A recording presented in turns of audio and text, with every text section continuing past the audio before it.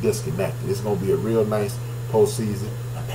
Now we're going to go ahead and do that back to football situation. Football is the game that we all love to watch and we love to talk about. The question I have for you, I was just talking about the Dallas Cowboys. The question I want to ask anybody in the chat room, anybody listening, or you can even call in 773-797-2409. That is 773-797-2409. The question I have is Dak Prescott overrated? Is Dak Prescott not the guy to lead this team to a Super Bowl? Or are we looking at a situation to whereas Jerry Jones and his boys are overhyping and overhyping this dude and put him in a bad situation? We're going to answer those questions after this break. Holla at your boy. It's the In the Bench Podcast. And lasers. Lowe's, linens, and lasers.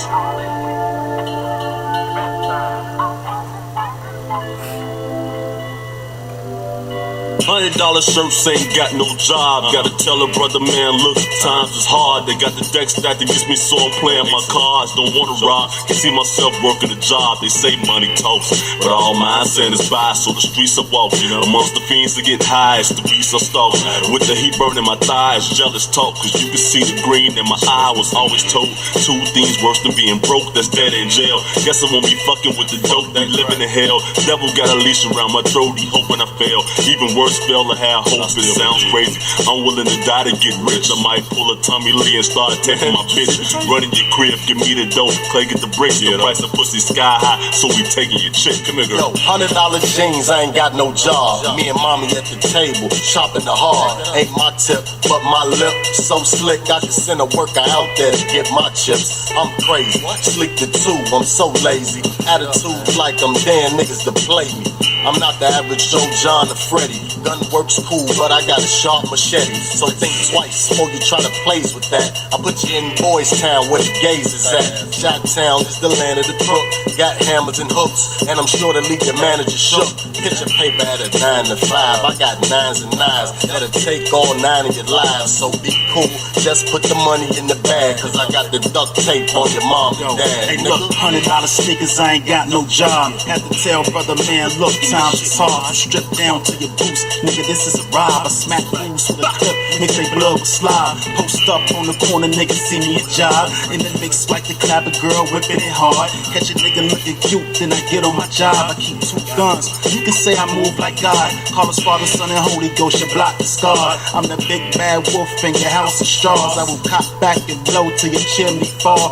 Ounces of weed, that brick, son, I needs it all. Quit your yapping and your crying, talking, coming for y'all. When I got the Mac with your back, with your head on the wall, and your hands wrapped up with your girl on the floor. Plus I'm filling the feast with niggas, pray to the Lord. This is what I do to get by, so lock your doors while I plot schemes for cream and look out for the law. Motherfuckers. Yeah. Forget about it. You do that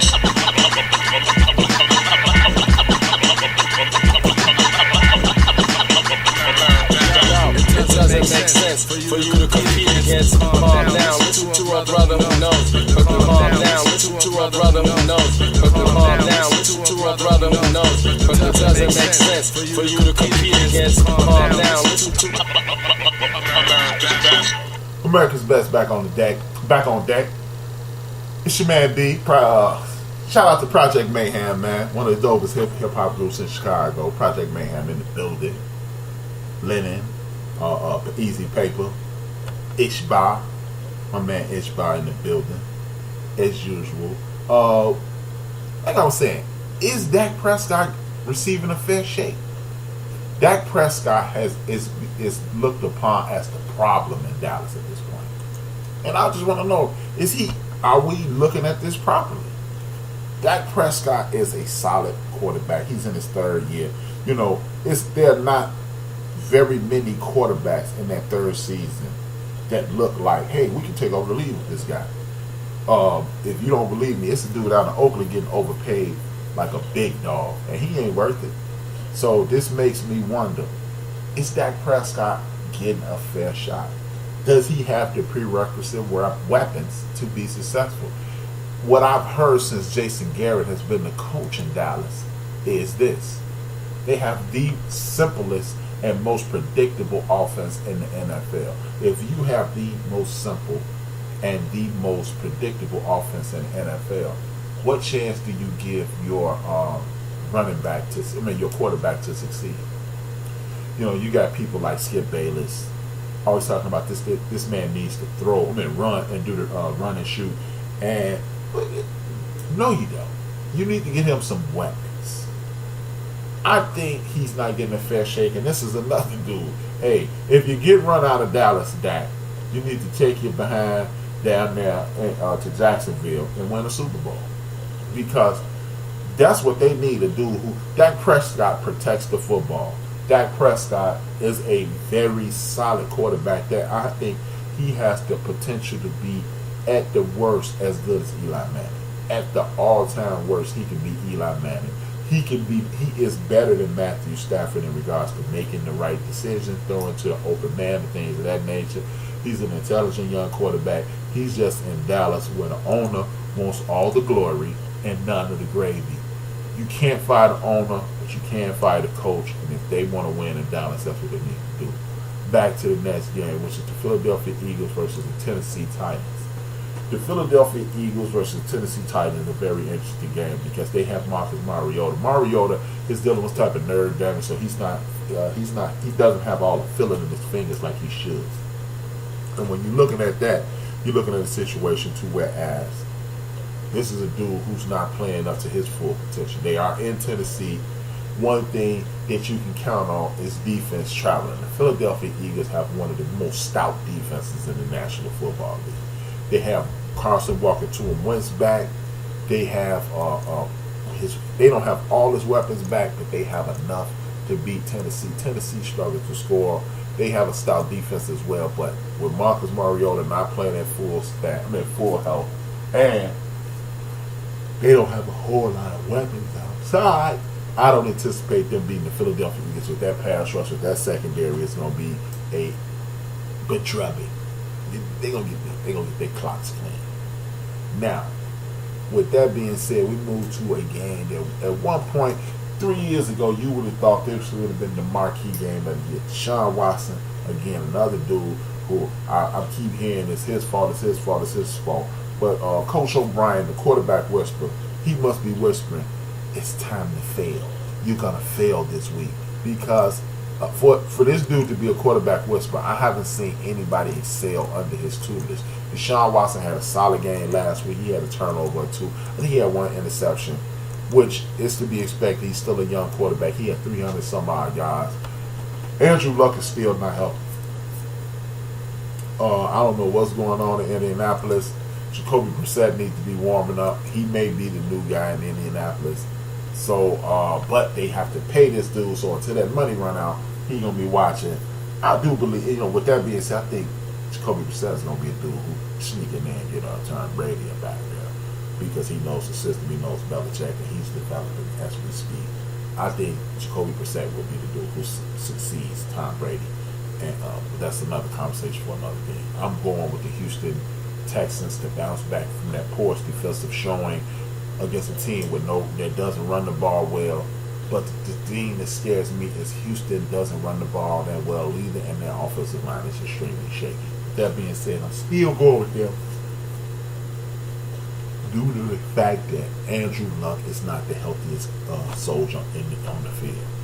The next game, speaking of Tom Brady, the Miami Dolphins. The Miami Dolphins are 3-0. This could be the most fraudulent 3-0 that we've seen in a long time. A lot of people calling them world beaters. One thing I don't want to overlook is the fact that Tom Brady is the greatest quarterback of his generation. Bill Belichick is arguably the greatest coach ever. And Adam Case, they have a solid running game. See, the thing, look, it goes back to what Joe said earlier. You run to win, you throw to score. Exactly. You run to win, you throw to score. If the Miami Dolphins commit to the run, they can beat the New England Patriots. Point blank, period. This is why I feel that way. The New England Patriots don't run the ball well at all. I noticed that last week that I think Bill was gearing up for Sonny Michel to have a big week this week. The Miami Dolphins defensive line is in shambles. is going to be extremely interesting. I don't know who's going to win this. And by the end of me telling you about this game, hopefully I would have made up my mind. But if the New England Patriots run the ball, they have a better chance to win. A few months back, and I mentioned this on the Wednesday night show, a few months back I used the example of Wolverine. Most of our sports heroes are like superheroes. And the reason I'm bringing this up is a movie called Logan. The Wolverine in the Marvel comics was the most indestructible of all X-Men. You can shoot him in the head, hour later, minutes later, the bullet will pop out of his head, he'll heal perfectly and get up and kill you. He was unstoppable. There was nothing you can do to him. Nothing short of decapitating him, but by his neck being made of antimonium, you couldn't even do that. The reason I'm bringing that up is at one point he turned into Logan. And when he became Logan, he was still super bad. Couldn't do a whole lot to him, but he was way more vulnerable. I'm starting to believe that Tom Brady is now Logan. Some of the throws that he would have made and completed in the past, he's unable to do it. He's not sidestepping that pressure like he used to.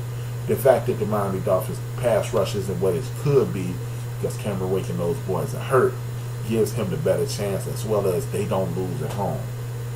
But the question I do have is it time for Tom Brady to call it a career?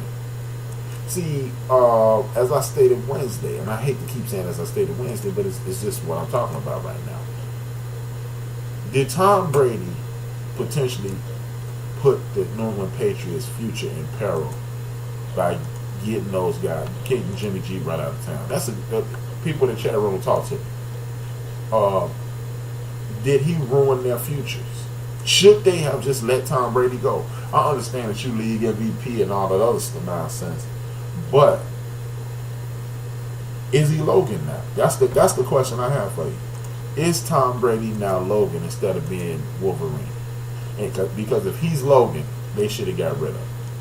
And with that being said, if you believe he's Logan, which I do, I'm going to go out on a limb and pick the Miami Dolphins. Even though I don't even think they're going to win, I'm just picking them because I do believe that Tom Brady is Logan, and his run is coming to an end. Because if they don't get Sonny Michel on track, they will lose this game. And the reason I think that Sonny Michel is necessary is if you are dealing with Logan and not Wolverine, you need to be able to slow that pass rush down and slow that pressure down. If you can slow that pressure down and have that running game going, you got a running game going. This will help the defense. You help the defense. You help Tom Brady. Help Tom Brady. You got a full strength Tom Brady at the end of the game. Y'all win. I don't know if Sonny Michel is ready, so I'm going to go with the Miami Dolphins over the New England Patriots in Foxborough, simply because everybody has made a big deal about Tom Brady has only lost one game to the Dolphins in Foxborough in his career. Just so happened to coach Nick Saban, another dude who runs the hell out of the ball, but man, that nigga's not even that. But that was with Eddie Brown and that crew when that Wildcat was fresh. But just pay close attention to that. Are we looking at Tom Brady, Wolverine turn into Logan? Just a question. The New York Jets and the Jacksonville Jaguars. I don't think the New York Jets have a snowball chance of Fish versus winning this game in Jacksonville. I am very impressed with the New York Jets. They have rebuilt their defense. They have revamped their defense.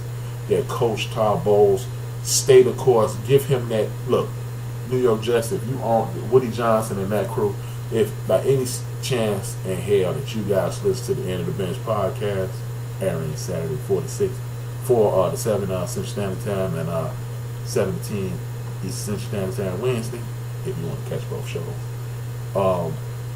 Stick with Todd Bowles, man. You got this new quarterback. You got this young quarterback. You got to get him some weapons. Call Pittsburgh and see if you can get Le'Veon and the Jets gonna be on one. Y'all got the bread to pay him, and he's exactly what Donaldson needs. Sam Donald needs. But anyway, they ain't gonna have Le'Veon this week, and they gonna get their ass kicked. The Jacksonville Jaguars, even though the Jets got a stout defense, the Jacksonville Jaguars defense is even fatter. I don't see them beating them. The New York Jets are up and coming team. Up and coming. The most you can ever do is the best you can. Y'all don't know nothing about that. But anyway, the Jacksonville Jaguars gonna smoke them. Back to basketball. Now, again,